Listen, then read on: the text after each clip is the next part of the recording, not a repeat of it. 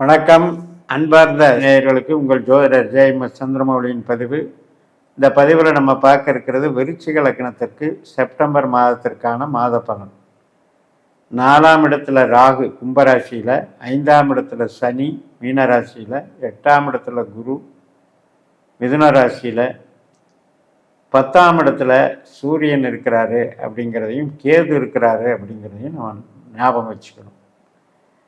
இதில் முற்பகுதி ஒரு 17ஆம் தேதி வரைக்கும் நமக்கு உற்பத்தி தொழில் சார்ந்த நன்மைகள், மேனுஃபேக்சரிங், ட்ரேடிங், அனைத்து விதமான உற்பத்தி பணிகள், அதில் இல்லை அரசு வேலைகள் மற்றும் மருத்துவ சம்பந்தப்பட்ட தனியார் அமைப்பில் செய்யக்கூடிய வேலைகள், நாம் ஒரு இன்சார்ஜாக இருந்து தலைமை பொறுப்பில் இருந்து நம்ம பார்க்கக்கூடிய சர்வீஸ்கள், நம்ம பண்ணக்கூடிய சொந்த தொழில்கள், அது உணவு தொழிலாக இருக்கலாம், எந்த விதமான வியாபாரமாக இருந்தாலும் இந்த முதல் 17 நாட்கள் மிகச்சிறப்பாக நடைபெறும்.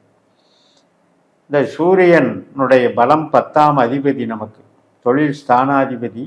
அவருடைய பலம் பொதுஜன தொடர்பை கொண்டு சேர்ப்பதாகவும், உடனடியாக நமக்கு ஒரு குட்ஸ் மூவ்மெண்ட் ஆகணுமா, உடனடியாக வியாபாரம் பண்ணக்கூடிய அமைப்பிலும் அனைவரும் விரும்பும் வண்ணம் செய்யக்கூடிய ஒரு மாதம்தான் இந்த மாதம். அது மட்டும் இல்லை, இந்த 17ஆம் தேதிக்கு மேலே நமக்கு ஸ்டெடியாக போகும்.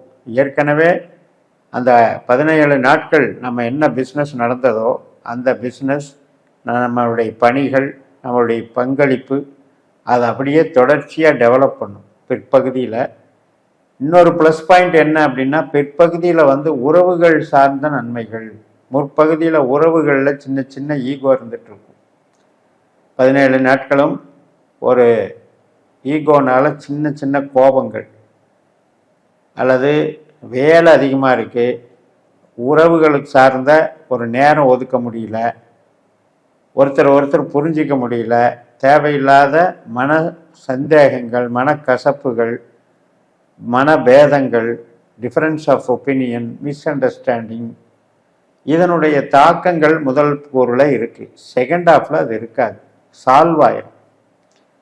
பிரிந்திருந்த குடும்பங்களும் ஒன்று சேரும், பிரிந்திருந்த உறவுகள், நண்பர்கள், மனஸ்தாபம் பெற்றிருந்த அனைத்து விதமான சொந்த பந்தங்களும் நமக்கு பாசிட்டிவாக வந்தக்கூடிய அமைப்பு.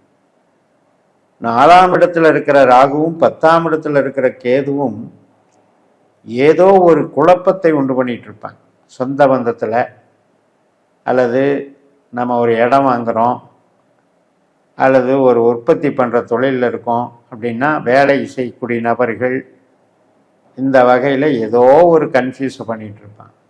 சரியாக ஒத்துழைக்காத வேலைக்காரர்கள், அல்லது வேலைக்காரர்கள் செய்யக்கூடிய தவறுகள்னால நமக்கு வரக்கூடிய டென்ஷன். ஸோ இது மாதிரி எல்லாம் கேதுனுடைய தாக்கம் இருக்கிறதுனால, யாருக்கெல்லாம் கேது நட்சத்திரத்தில் ஏதாவது கிரகம் இருந்து திசை நடக்குதான்னு பாருங்கள், அல்லது கேதுனுடைய திசாபுத்தியே நடக்குதான்னு பாருங்கள். கொஞ்சம் பொறுமையாக போங்க. அதே மாதிரி ராகு திசை குரு திசை நடக்கிறவங்களும் டென்ஷன் குறைச்சிக்கணும். உறவுகள்னால டென்ஷன், தாயார் மற்றும் தந்தை வர்க்கம் அனைத்து வகையிலையுமே நமக்கு ஒரு மாதிரி அவங்க ஒன்று பேச, நம்ம ஒன்று பேச, சண்டையில் தான் முடியும். அதனால் அட்டமஸ்தானத்தில் இருக்கக்கூடிய குரு அவர் பலமாக இருக்கிறார். அப்போ என்னென்னா, குழந்தைகளை சொன்னபடி கேட்கலையே, நாம் காட்டுற பிரியத்தை யாரும் நமக்கு காட்டலையே, அதே மாதிரி நான் தெய்வ நம்பிக்கையோடு நான் நிறைய எதிர்பார்த்து நான் பக்தி செலுத்துகிறேன், ஆனால் அதற்கேற்ற பலன் இல்லையே. ஆன்மீகம் என்பது குருவை சார்ந்தது. அப்போ அந்த வரம் கிடைக்கலையே, தெய்வம் நம்மளை இன்னும் சோதிச்சுக்கிட்டே இருக்காரு, இன்னும் நமக்கு கண் பார்வை செலுத்தலை, தெய்வத்தினுடைய கடைக்கண் பார்வை நமக்கு விழுகலை. இந்த குறைபாடுகள் இந்த ராகு திசை குரு திசை புத்தி நடக்கிறவங்களுக்கு இருக்கத்தான் செய்யும். மற்றும் வைராக்கியம் இருக்கும், பிடிவாத குணம் இருக்கும். நான் இதை சாதிக்கணும், அதை பண்ணணும், இதை பண்ணணும். அதீதமான பிடிவாத குணங்கள்னால உங்களை நீங்களே ஏமாற்றி கொள்ளாதீர்கள். நம்மளுடைய விதி நமக்கு மோசம் செய்யும் போது அடுத்தவரை பிரயோஜனம் இல்லை. குழந்தையே சொன்னபடி கேட்கல, குழந்தையே பாதை மாறி போகுது, அதனால் நாம் ஓவராக நம்மளை நாம் வருத்திக்கிட்டு ஒரு பிரயோஜனமும் இல்லை. தீதும் நன்றும் பிறர் தர வாரா. அவங்கவங்க கர்மாவில் என்ன பலன் உண்டோ அதை அனுபவிக்க பார்த்துருக்கோம். பட் இருந்தாலும் கூட சனியினுடைய திசாபுத்திகள் நடக்கிறவங்களுக்கு தான் இந்த சோதனைகள் இருக்கும், மற்ற யார்களுக்கும் இருக்காது. ஆனால் அதே நேரத்தில் சனி ஆன்மீக துறையிலையோ கலைத்துறையிலையோ கன்சல்டிங் துறையிலையோ கமிஷன் துறையிலையோ ஐடி துறையிலையோ வேலை பார்க்குறவங்களுக்கு ஒரு சப்போர்ட்டிவாக இருப்பார்.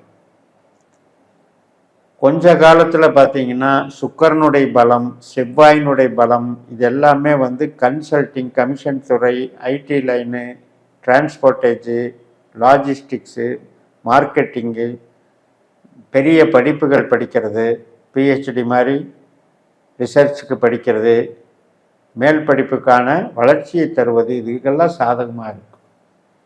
அந்த வகையில் உங்களுக்கு மற்ற கிரகங்களினுடைய பலனும் நன்றாகத்தான் செயல்படுகிறது.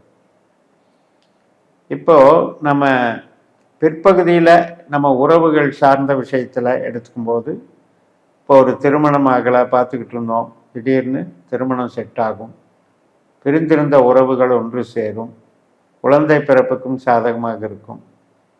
இதில் ஒரே விஷயம் என்ன பார்த்துக்கணும்னா, 11ஆம் இடத்துல லாபஸ்தானத்தில் பிற்பகுதியில் வரக்கூடிய சூரியன், 5ஆம் வீட்டில் இருக்கிற சனி, இந்த 2 கிரகங்களும் ஒரு சில நாட்கள் பார்வையில் சந்திச்சுக்குவாங்க. அதாவது இப்போ சனி உத்திரட்டாதியில் இருக்கார். இப்போ உத்திரட்டாதி 2ஆம் பாதம் அப்படின்னா அவர் 3ஆவது புள்ளியில் இருக்கார். அது மாதிரி சூரியன் ஒரு 17ஆம் தேதிக்கு மேலே ஒரு கடைசி 24, 25 தேதிகளில் சனியினுடைய பார்வைகளில் செட் ஆவார். அந்த மாதிரி சமயத்தில் தகப்பன் மகன் உறவு சார்ந்த பிரச்சனைகள், குழந்தைகள், நம்ம குழந்தைக்கும் நமக்கும் ஏற்படக்கூடிய பிரச்சனைகள், நாம் பிரியப்பட்டு பழகக்கூடிய நபர்கள், நண்பர்கள், அவர்கள் மூலம் ஏற்படக்கூடிய மனஸ்தாபங்கள், இதெல்லாம் இயற்கையாக இருக்கும். 2 வேறுபட்ட கிரகங்கள், வேறுபட்ட பாவர்கள் ஒருவரை ஒருவர் பார்த்து கொள்வதனால நமக்கு இது எல்லாமே கூட திசாபுத்தி நடக்கணும். ஏதோ ஒரு சின்ன பீரியடாவது சனியினுடைய சூரியனுடைய திசாபுத்தி அந்தரத்தில் மீட் ஆகும்போது இது மாதிரியான ஒரு அபிப்பிராய பிரச்சனைகள் வரும். இப்போ படிப்பதற்கும் ஐடி லைனு இது போன்ற வேலைகளுக்கும் பிற்கூறில் நீங்கள் பயன்படுத்திக்கோங்க, நல்லா இருக்கும். தெய்வ அனுகிரகம் நல்லா இருக்கும். உறவுகள் சார்ந்த விஷயங்களுக்கும் நல்லா இருக்கும். அதனால் இந்த செப்டம்பர் மாதத்தை பொறுத்த வரைக்கும் நமக்கு முழுக்க இந்த 30 நாட்களுமே பலம் உண்டு. அதாவது ஒரு பெருமை, புகழ், மதிப்பு, கௌரவம் உண்டு. பதவி வளர்ச்சி உண்டு. பதவி ப்ரொமோஷனுக்கு பெண்டிங்கில் எதிர்பார்த்துட்டு இருக்கவங்களுக்கும் கண்டிப்பாக கிடைக்கும். அந்தஸ்து கெடாமல் பார்த்துக்கொள்ளும். அந்த வகையில் இந்த மாதம் உங்களுக்கு மிகச்சிறப்பு என்று சொல்லி நிறைவு செய்கிறேன். இந்த சேனலை சப்ஸ்கிரைப் பண்ணி ஷேர் பண்ணுங்கள். உங்கள் தனிப்பட்ட ஜாதக பலாபலன்களை என்னுடைய வாட்ஸ்அப் நம்பரில் தொடர்பு கொண்டு பலன் பெறுங்கள். உங்களிடமிருந்து விடைபெறுகிறேன். உங்கள் ஜெயம்எஸ். நன்றி, வணக்கம்.